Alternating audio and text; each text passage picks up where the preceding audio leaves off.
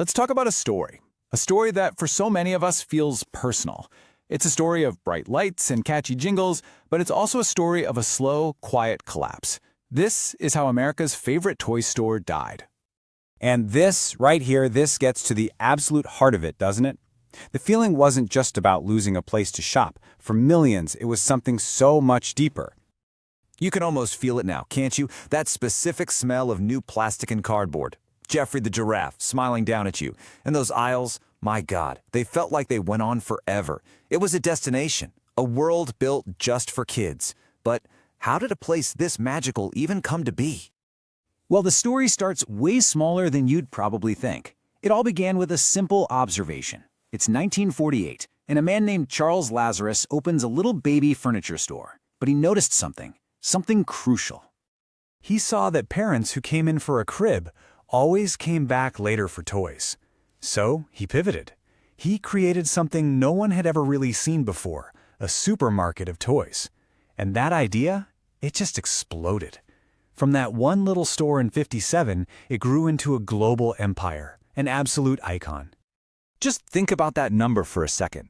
At its absolute peak, 1 out of every 4 toys sold in America came from a Toys R Us. They weren't just a store, they were the market, a true titan.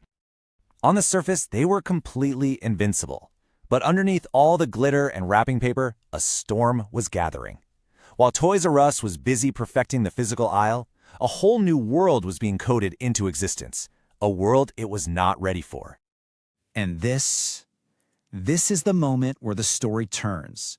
A new player entered the game, one that didn't play by the old rules. And the decision Toys R Us made next would, quite literally, seal its fate.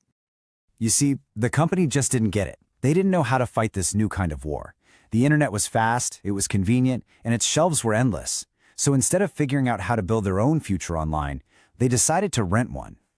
So in the year 2000, they signed a 10-year exclusive deal with this little upstart called Amazon, $50 million a year, and Toys R Us would be the only toy seller on their platform.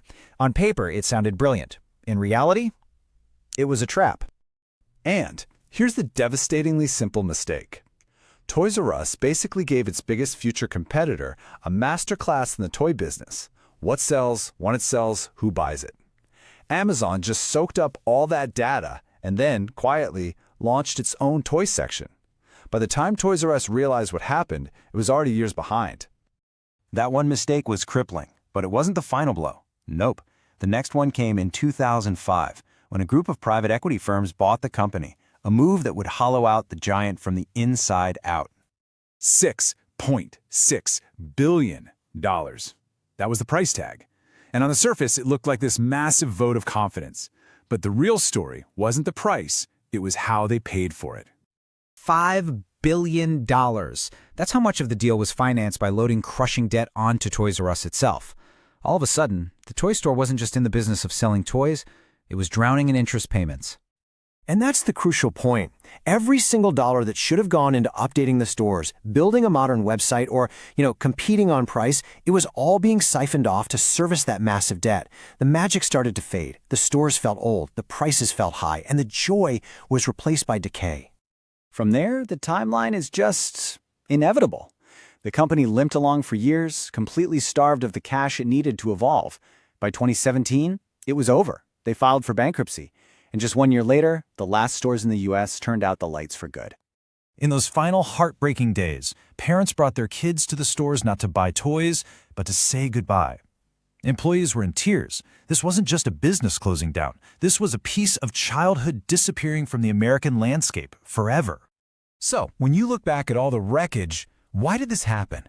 It wasn't because kids stopped loving toys. The failure was deeper, and it's a lesson for any business that thinks its past is enough to guarantee its future. When you really boil it all down, it comes back to these 3 fatal missteps. First, they completely underestimated the internet. Second, in a moment of panic, they handed the keys to their biggest rival. And third, they let themselves get buried under a mountain of debt that made it impossible to fight back. And that's the real takeaway here, isn't it? This story is so much bigger than Geoffrey the Giraffe. It's a powerful, cautionary tale about what happens when any beloved brand stops evolving, stops innovating, and stops listening to the future. And it leaves us with this final thought. Nostalgia, it's a powerful thing.